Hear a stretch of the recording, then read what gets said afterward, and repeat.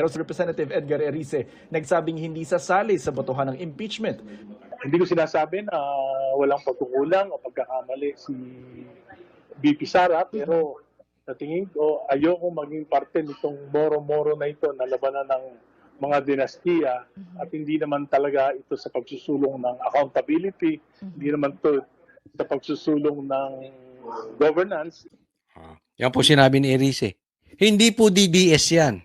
Alam nyo po, kumakalat-kalat na, no? At nasa ano rin to, nasa mainstream media na posibleng hindi na matuloy yung impeachment. Posibleng hindi matuloy o posible ding matuloy. Kasi marami na pong nagsisiurong na ayaw ng, kasi magbobotohan po eh. At hindi sila boboto para dun sa impeachment. Tatandaan po natin magto 2028 na. Next year, campaign period na. Alam naman nila kung gaano kalakas ang VP Sara. Kung hindi ka in denial katulad ni Llamas o katulad ng mga Pinklawan, alam mo, chances are, kung buhay si Sara at hindi siya mapapatay or hindi siya mai-impeach, which I think hindi siya mai-impeach, si Sara talagang next president. Kaya marami ugong-ugong na hindi matutuloy ang impeachment. But matuloy o hindi, nabawas na talaga ang sumusuporta sa impeachment na to. Kaya nga naman, ito pag-uusapan natin,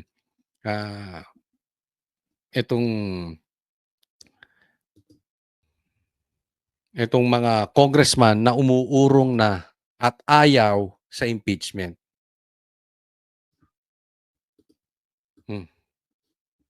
Magkikita ulit bukas sa mga miyembro ng House Justice Committee at inaasahang i-adopt na nila ang committee report na nagsasabing may probable cause para i-impeach si Vice President Sara Duterte. Sabi ni Justice Committee Chairperson Batangas Representative Jerby Luistro, kasama sa i-adopt bukas ng umaga ang Articles of Impeachment. Pagkatapos, ipadadala na ito sa plenaryo para ikonsidera na maisalang sa debate at botohan ng lahat ng kongresista. Pero si Representative Edgar Erice nagsabing hindi sasali sa botohan ng impeachment. Hindi ko sinasabi na walang pagkukulang o pagkakamali si VP Sara, pero sa tingin ko ayoko maging parte nitong moro-moro na ito na labanan ng mga dinastiya at hindi naman talaga ito sa pagsusulong ng accountability, hindi naman ito sa pagsusulong ng governance. Yan po sinabi ni Erice. Hindi po DDS yan. Hindi DDS yan. Sa katunayan, kinontra-kontra nito si PRRD. Na-interview nga namin ito eh. Oo, talagang dilaw ito. Kaya lang ayaw niya ng impeachment, dapat ganun. Bakit? Wala namang connection yan. Sabi nga niya, ang word niya is moro-moro. Wala namang connection yan sa pagkainan. Walang connection yan sa pagkain. Walang connection yan sa gutom natin. Walang connection yan sa ekonomiya. Bakit yan ang inaasikaso natin? Laban lang yan eh. Diba? Kaya nga, ito sana ang sa akin. Kay pula ka, kay dilaw ka, kay DDS ka, ang puntiryahin natin, paano ba aangat ang ekonomiya natin? Paano natin hahabulin yung mga magnanakaw ng ghost projects? Doon tayo mag-focus. Tapos ito across the board, sa lahat po. Sana, pag meron kayong pupuntiryahin, halimbawa, bawal ang drugs sa politiko. Hindi yan, kunwari ako magsasabi, hindi lang yan bawal sa kay Bongbong. Dapat bawal yan sa lahat. 'Di ba? Yan yung sinasabi ni Erice, pagsulong ng accountability. Hindi naman yung pagsulong ng accountability. Pagsulong nung maleta nyo. Pagsulong nung inyong career diyan kay Bongbong Marcos. Kasi kung sisilipin mo yung confidential funds ni BP Sara, it's impossible na hindi mo sisilipin yung confidential funds ni Bongbong Marcos. Patas lang, ganun lang naman eh. Coach Oli, halimbawa, galit ka sa adik. Yes, galit ako sa adik. Paano ko madiskubring si Pulong, adik? Asahan ninyo. Babanatan ko araw-araw si Pulong.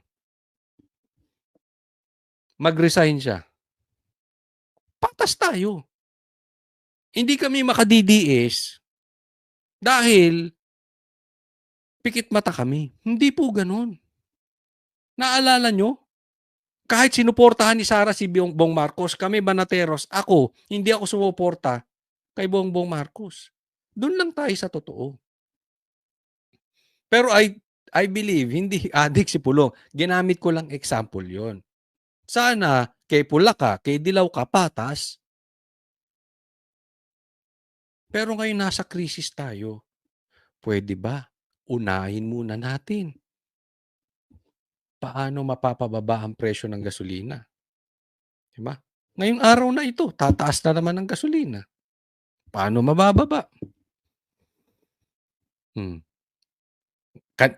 Kanina lang, bumili ako ng pandesal, ng paborito kong pandesal. Diyan sa supermarket, yung binibilang ko 5 piso. Yung maliit, ngayon 7 pesos na. Diba? Isipin mo. Dapat doon tayo nakafocus. Sabi ni Erice, personal na desisyon niya ang hindi pagsali sa botohan ng impeachment at hindi ito desisyon ng kinabibilangang Liberal Party. Iimupin ko sila na huwag kaming sumama sa Marcos, huwag kaming sumama sa Duterte, maglagay kami ng kandidato namin. Yun ang tama. Di ba? Hihimukin niya yung liberal. Alam mo kung kayo dilaw, o kayo ay followers, kayo humahanga sa liberal, hangaan nyo to si Erice. Di ba? Hihimukin ko sila, wag sumama sa Duterte. Tama rin. Huwag sumama sa Marcos. Tama rin. Liberal eh. Kumuha kayo na sarili nyo, kandidato na sa tingin ninyo, matino. Kasi, halimbawa lang to, sinasabi ng dilaw, magnanakaw. Diktador.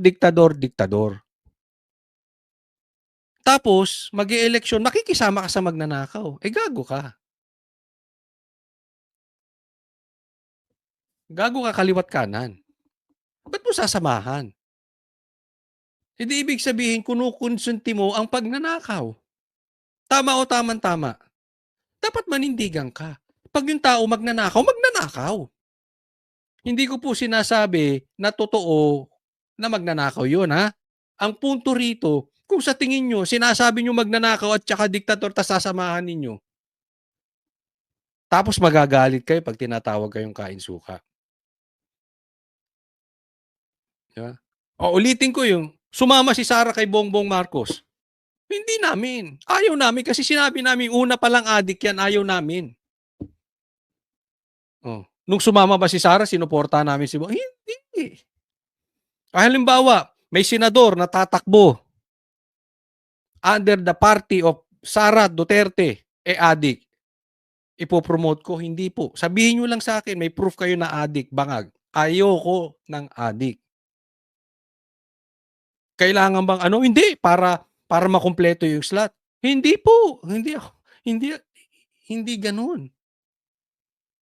Kaya ito yung paninindigan ni Erice, ito ang tama. Yung mga liderato ng ibang liberal o ng mga ibang dilawan, maling-mali eh. Kinain na suka. Noong April 29, 53 kongresista ang bumoto para sabihing may probable cause para ma-impeach si Duterte. Sabi ni Erice, marahil may dilema ngayon sa mga kongresista kung paano boboto sa impeachment. Tinatansya yan ng mga nakaupong congressman. Ano ba mas makakabuti sa akin? Self-interest over national interest. For example, yung mga nasa Mindanao, siyempre, apektado sila nung backlash. Susubukan pa namin kunin ang panig ni Luistro kaugnay sa pahayag ni Erice. Jonathan